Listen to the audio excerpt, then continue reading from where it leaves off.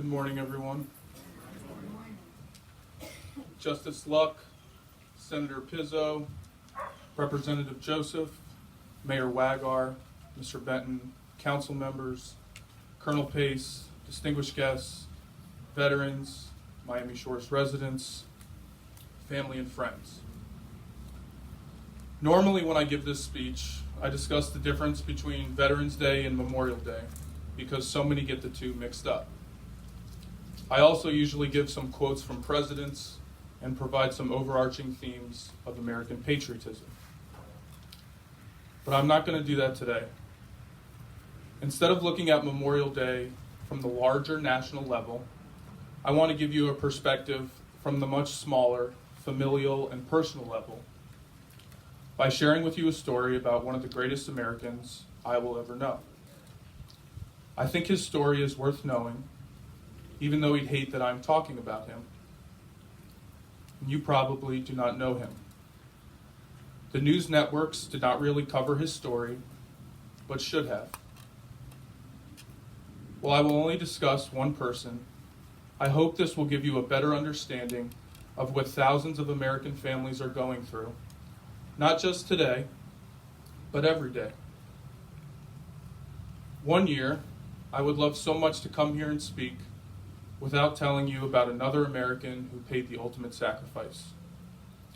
But this is not that year, and I hate that, but I believe it is our responsibility to know their names. Andrew Patrick Ross, also known as Drew, was born on January 26, 1989. He played sports as a kid and was a fierce competitor, especially in soccer. His father got him in the weight room early because he was concerned his son was a little scrawny compared to the other kids his age. When the time came to apply to colleges, the military academies were at the top of his list. Keep in mind, this was at a time in 2007 when our country was in the thick of the global war on terrorism, fighting in Afghanistan and Iraq, where troop numbers were at an all-time high because of the surge. Drew knew he'd be going into harm's way after graduation, but volunteered anyway to go to West Point. There he played soccer and then was a member of the strength team.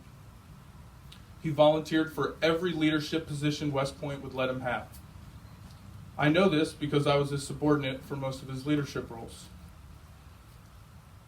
Drew made things look easy, but as I spent more time with him, I learned that this wasn't because he was naturally good at so much, but rather because he worked so hard in every facet of his life, from his schoolwork to his relationship with his family. After graduation, Drew volunteered to be a Cavalry Scout officer, and him and I led platoons in Afghanistan in 2013. He was always checking up on me, making sure I was okay after the last firefight.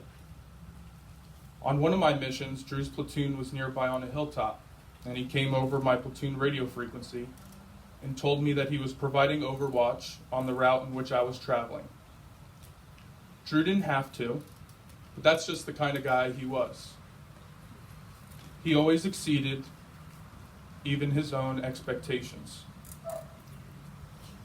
And after 9 months, Drew brought all of his guys back safe and sound. For being a soldier, Drew sure did have a big heart. After his 2013 deployment, he had a dog named Betsy, so her full name was Betsy Ross. When Drew found out Betsy was suffering from a terminal illness, he agreed to put her down. The day before he took her to the vet, Drew gave Betsy the best day she could dream of, taking her to the beach and giving her an unlimited number of treats. He also brought a friend of ours with him to take pictures, so he could remember that day.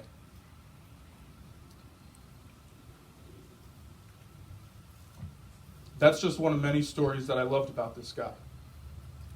There are so many more to tell, but I want to keep most for myself. As if he had already not done enough, Drew volunteered to be Special Forces, got married in February of last year. He watched my Memorial Day speech, and we spoke about Sergeant LaDavid Johnson, the Miami native who was killed in Africa in 2017. Drew deployed to Afghanistan again in August as a Special Forces team leader. This was his dream job. And on November 27, 2018, 6 months ago today, he was killed when an IED struck his vehicle in Ghazni province. He was married for less than a year and was 2 months shy of his 30th birthday. In the event something would happen, Drew wrote a letter for his wife to read. In a portion of that letter, Drew wrote the following: "One of the reasons I love you so much is you understand my sense of duty. Many men don't believe in the fight we're in anymore, but I do. I am a man that believes I died for something greater than myself. If you're reading this, it's because I gave all I had for this country. My brothers, my family, but most importantly, for you. I love what I do, and I love everything my nation stands for. And as I write this, my heart is breaking, but I do not regret it." Drew's funeral was on December 17th in his home state of Virginia, and I also wanted to share with you some of what his sister had to say on that day. "How do you describe a person who literally brought sunshine into your world? An American hero, yes, but he was so much more than that. George Bush said this about his dad. He was born with just 2 settings, full throttle, then sleep. This fits Drew so well. Whenever he put his mind to something, he went full bore and sought perfection. He was just the very best. The best husband, son, brother, uncle, grandson, nephew, cousin, friend, teammate, and soldier. Just the absolute best. I challenge each of you to strive to be a little more like Drew each day. Spend more time with your families and love them hard. Push yourself harder. Smile more. Laugh with your whole body. Don't take yourself too seriously. Make the time to keep in touch with people and cultivate good friendships. Never accept mediocrity." His family and friends, including all 4 of his grandparents, watched his interment at Arlington National Cemetery on January 8th. If you visit DC and have some time, pay Drew a visit. He's in Section 60, and his grave number is 11841. If it looks like it's a little hard for me to read my best friend's biography, it's because it is. Just remember, I'm not his wife, or his mom and dad, his sister, his grandparents, or the other guys on his team who could not even flinch when Drew's vehicle was hit, because the mission never stops. And then consider all the American families who have a loved one like Drew and are spending today grieving at cemeteries. And it's more than just today. When Memorial Day is over, there are still anniversaries, birthdays, holidays, Mother's Day, and Father's Day. The truth is, there's nothing we can do to change what happened, and there is nothing you or I can say to make things better. But I think we should still try. What terrifies me the most is my memory of him. It's fine now, but I am only 30. What will I be able to remember about him when I'm 80? Like a slow poison, I worry that time will fade my memory of him. I guess that is why I selfishly wanted to tell you about him. So I have these stories and feelings written down. I owe it to my kids and grandkids to tell them about the uncle they never got to meet.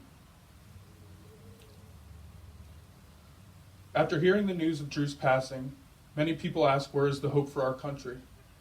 When our best, like Drew, pay the ultimate sacrifice, and a lifetime of service to our nation is cut short.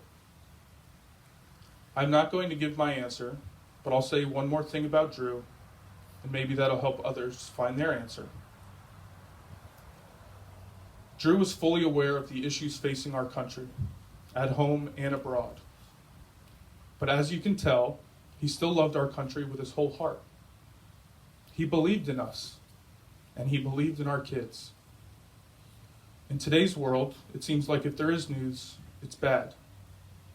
We are told that our politics is poisoned, that our differences divide rather than strengthen, and that maybe our best days are behind us.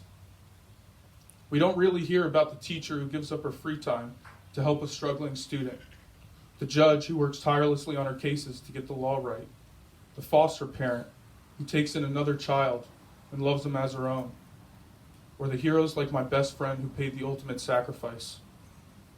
The greatness of our country is all around us. We just have to see it. Drew saw it, so much so that he was willing to volunteer over and over again to put himself in between us and the enemy under the most violent and dangerous of circumstances. So if Drew could see the best of us, maybe we can see it in each other too. Thank you.